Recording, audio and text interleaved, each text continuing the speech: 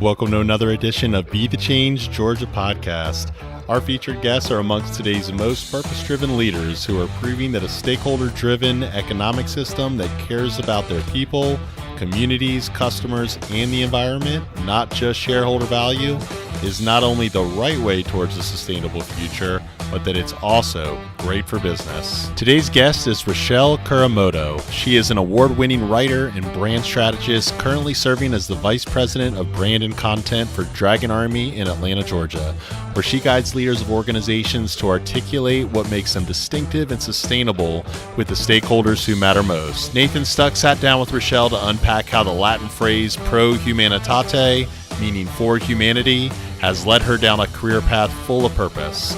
She shares some amazing wisdom around her failures, lessons learned, successes, and how she works diligently to live this out in her professional and personal leadership roles. You won't want to miss this. Take it away, Nathan.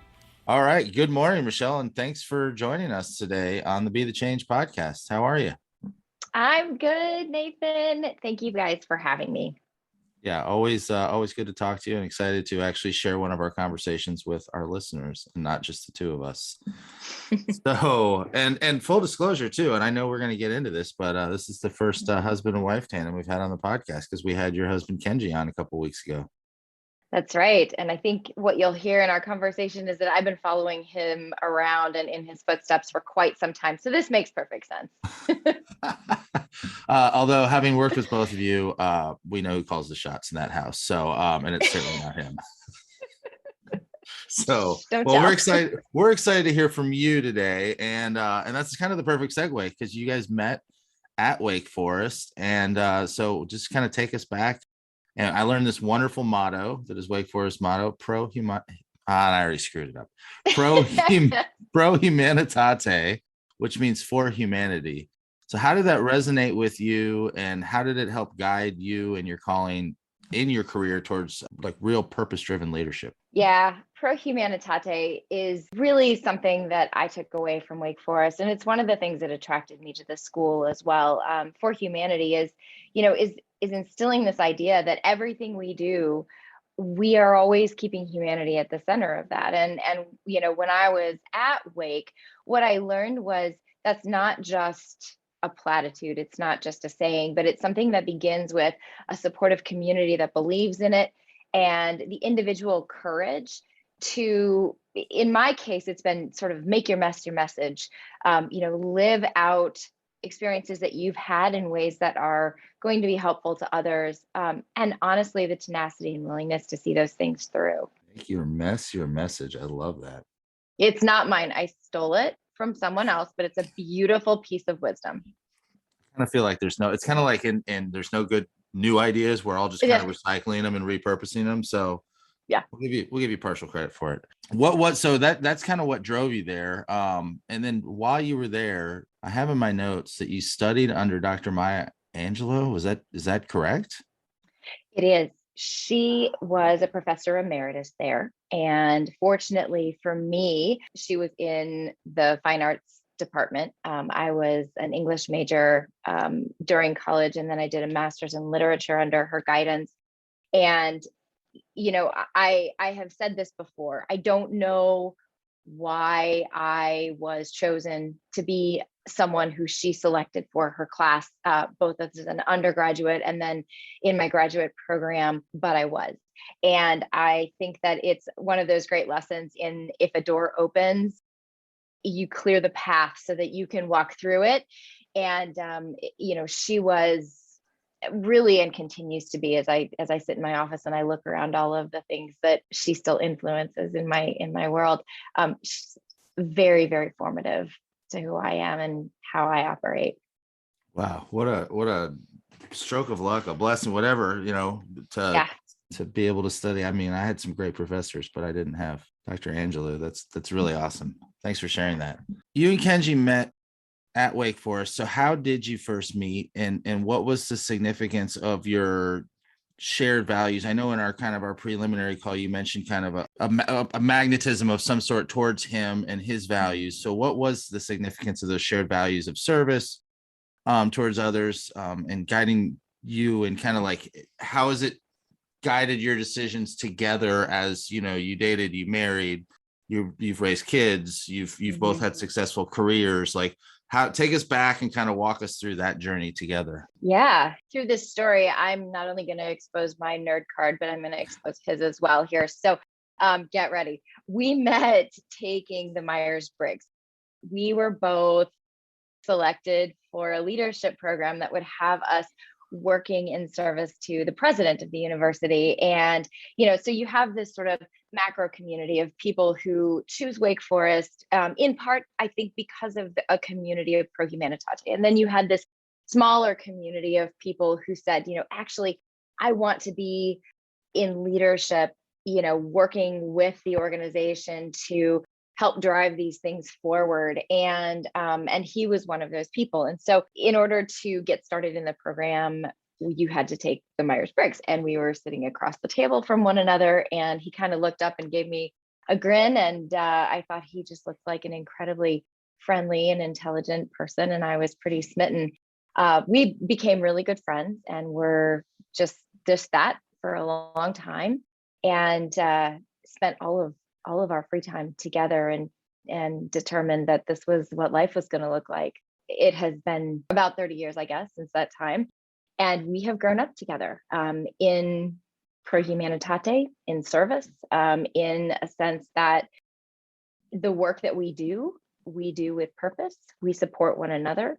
We've both had our highs and lows, and been each other's support system throughout that, and have raised our kids with a belief that pro humanitate really is how you operate. You're always turning inside, right? Leaning into one another in support of one another, and our aspirations and our goals, and the things that we're working to do. But you're always looking outward as well. And sometimes that's right outside the door of our house in service to our community. And sometimes that is, you know, in the global community. You know, that's looked like taking our kids on mission trip, and a really, really long-standing and deep involvement with a nonprofit called New Story that's building homes in South America.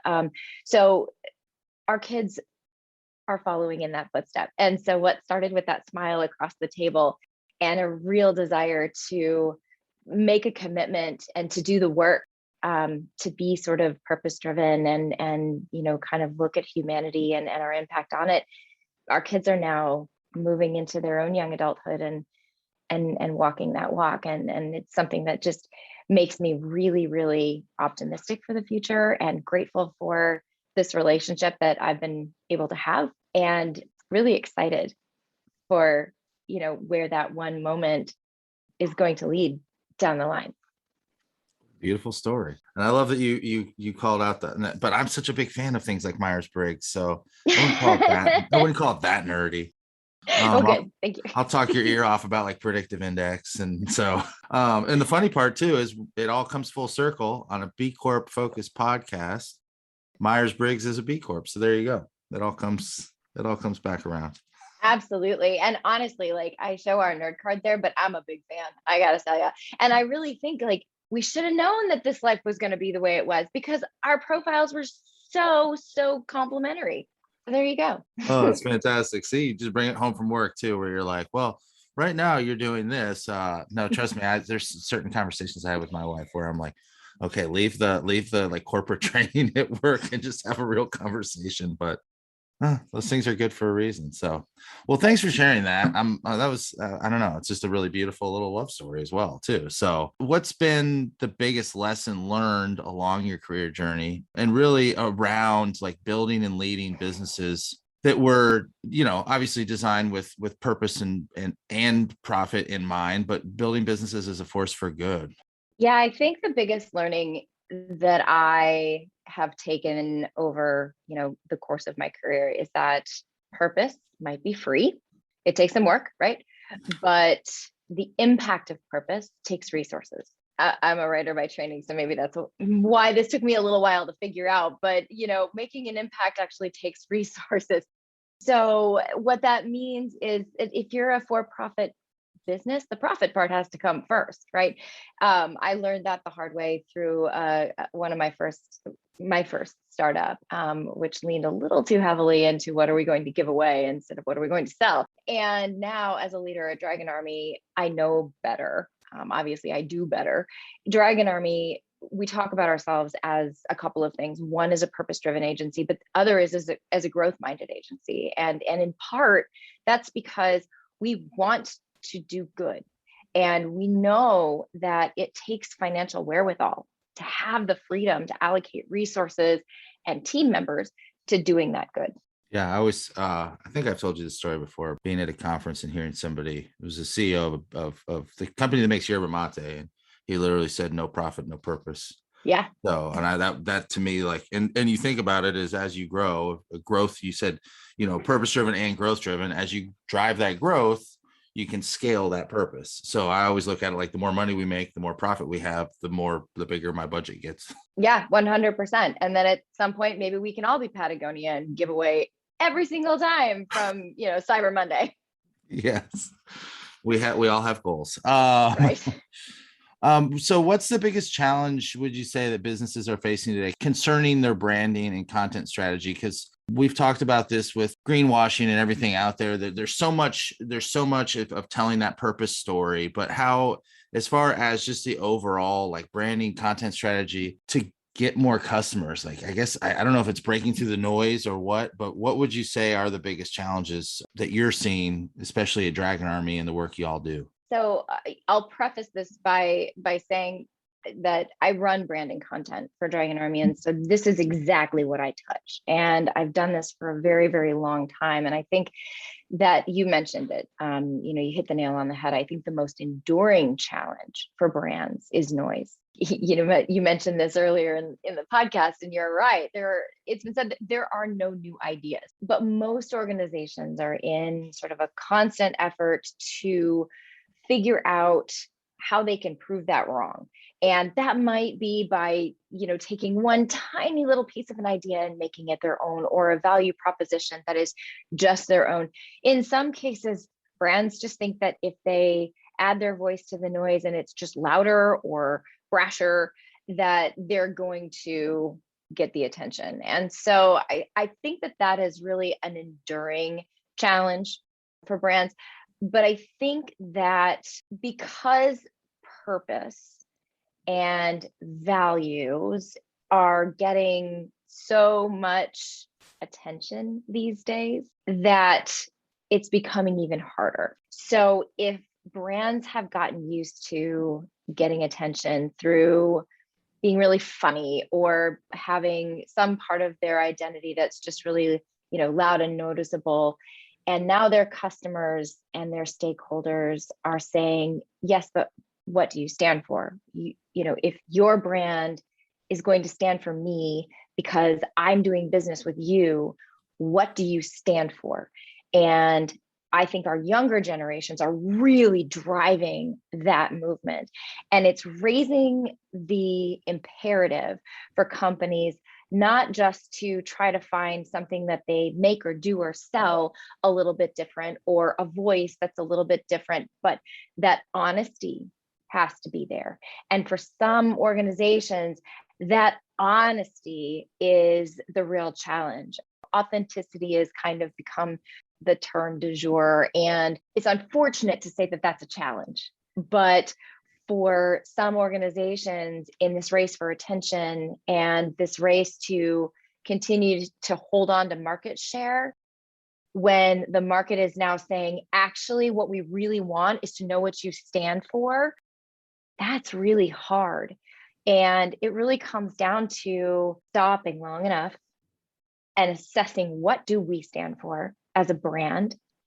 And are we willing to put the effort behind the intention before we start talking about it again? Because if you don't, trust is lost, affinity is lost, market share is probably lost. And that is just, it's a shifting marketplace that hopefully in the long run will make us all better. But I think right now is creating some growing pains for some brands. Yeah, and it is. Everybody's doing it. So how do you, I think it's even more of a challenge for those of us who have been doing it on purpose, because now it's like, oh, wait, this was kind of our thing. And now everybody, I mean, look, just watch commercials, listen to the radio.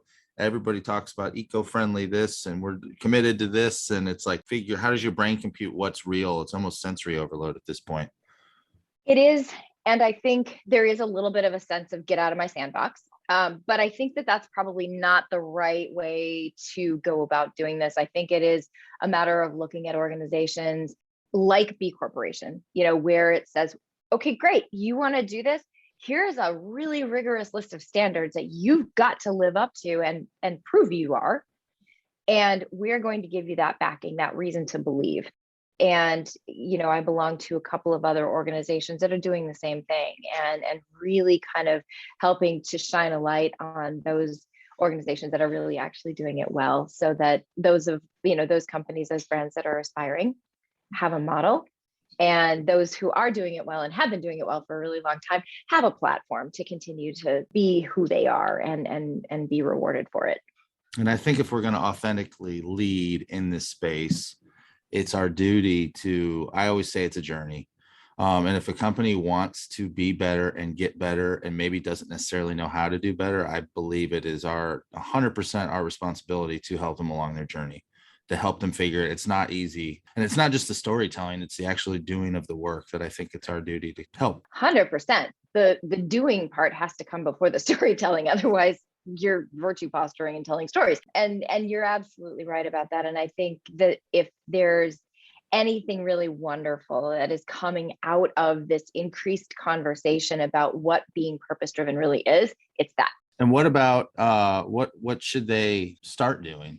Where should they start that journey as a purpose-driven business leader, or whether you're a B Corp or not? And I know we met at, I go beyond profit, conscious capitalism, all these different events. And I love every crowd, and there's a lot of overlap, but what should a leader that's maybe kind of thinking, we've kind of started the journey, but I don't know where to go next. Where should they start?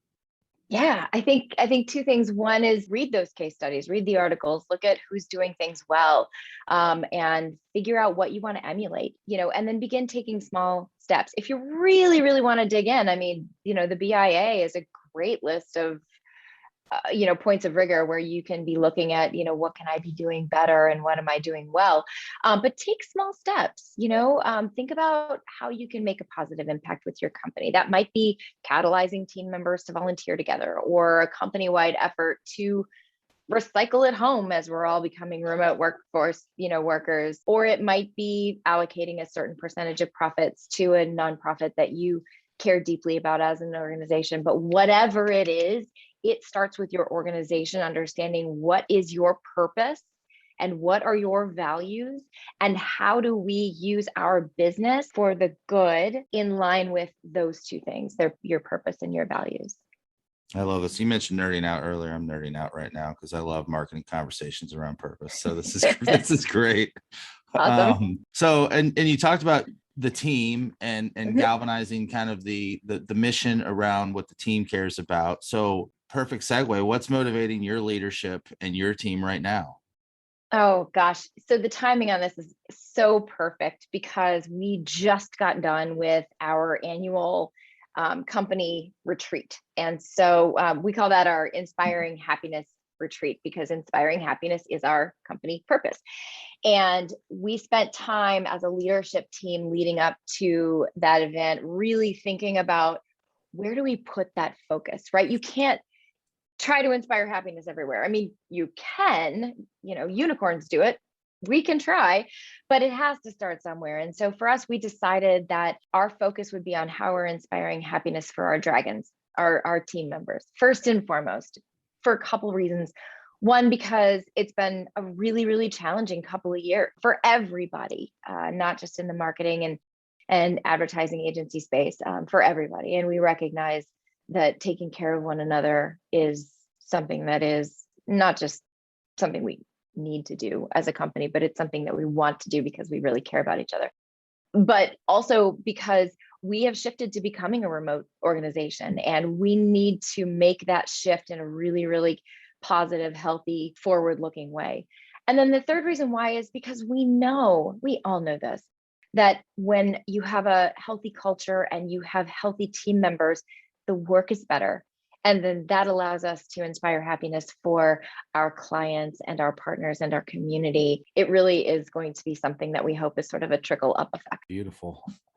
And then part of that 2022 journey has been working on, well, I guess it was part of the 2021 journey leading into 2022, but you guys have been working on your B Corp certification, and just kind of curious to hear a little bit about that journey, working with the students, and just kind of the experience with the MBA program at Terry College and how that went. This has been sort of the perfect happy storm for me. It's been so great.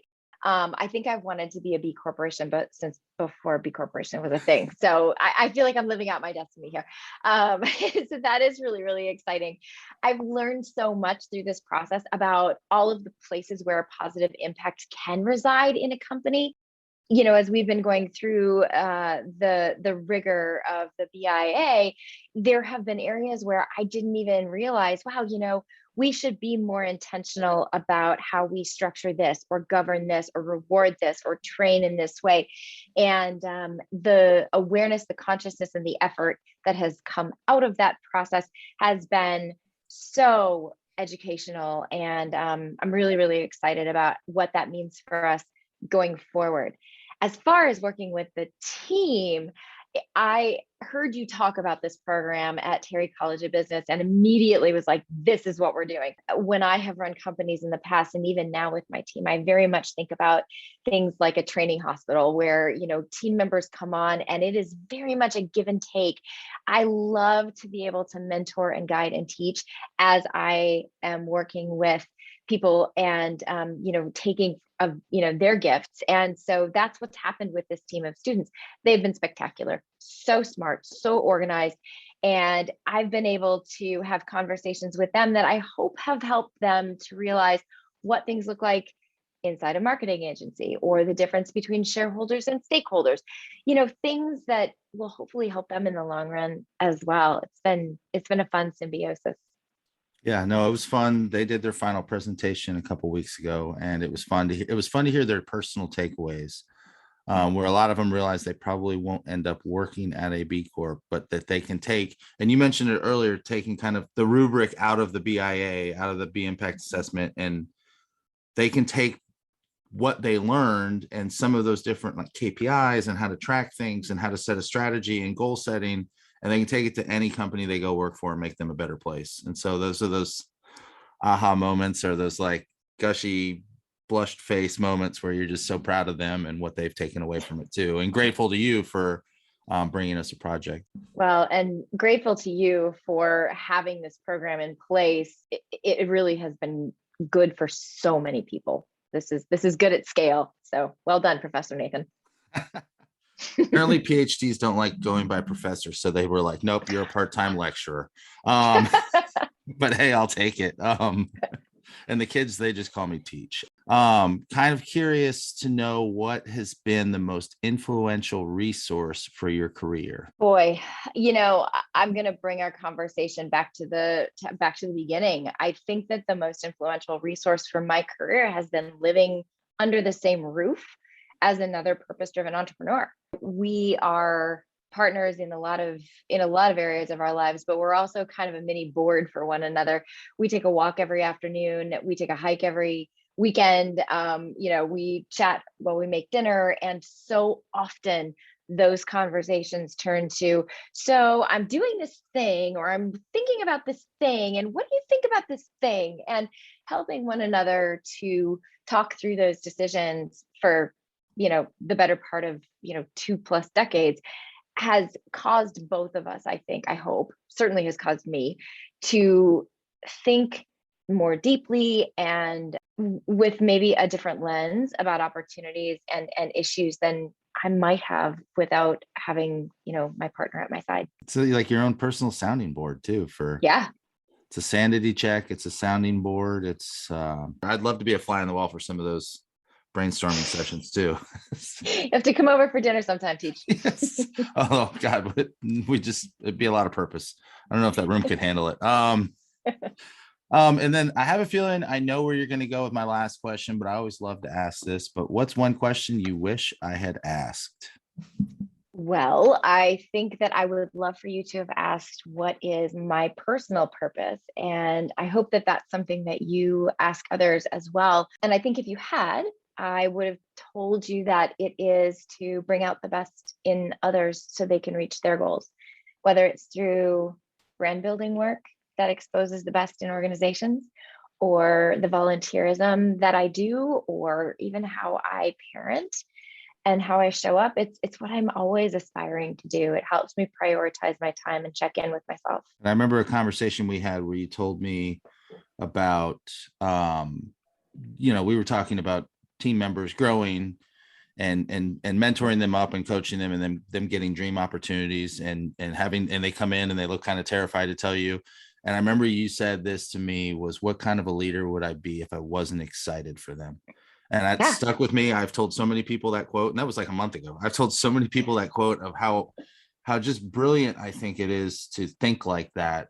And what separates you as a leader from a lot of other people who I think I've worked for those people where they resent the team members that leave instead of being excited for the next chapter in their life. So, well, you're kind to say that. It's a few extra hours of my time doing some recruiting and interviewing, but it is the next step in a life for another person, and those two things don't even compare. Yep, 100%. So, well, that's a perfect place to end it.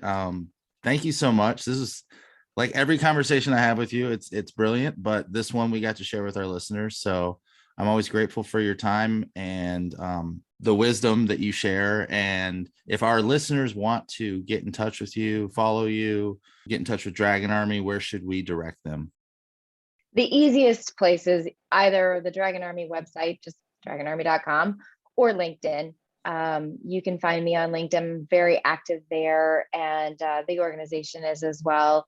Obviously, I'm on the other platforms, but I'm a little old, and so you're not going to find anything too terribly interesting there. Maybe some pictures of my dog and my kids. So I'd say LinkedIn.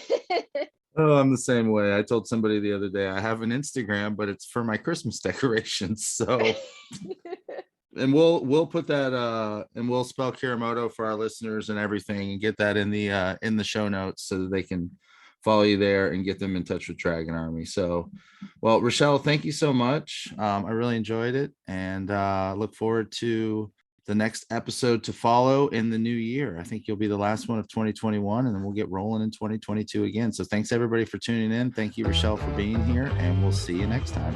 Bye-bye. Well, that wraps up another edition of Be the Change Georgia. We're so thankful for you being a part of this purpose-driven leadership community, and would be grateful if you went on Apple Podcasts or Spotify and tap the number of stars you felt this show deserves. This helps us continually improve the content and get it out to more aspiring B Corp leaders to grow the movement of using business and leadership as a force for good.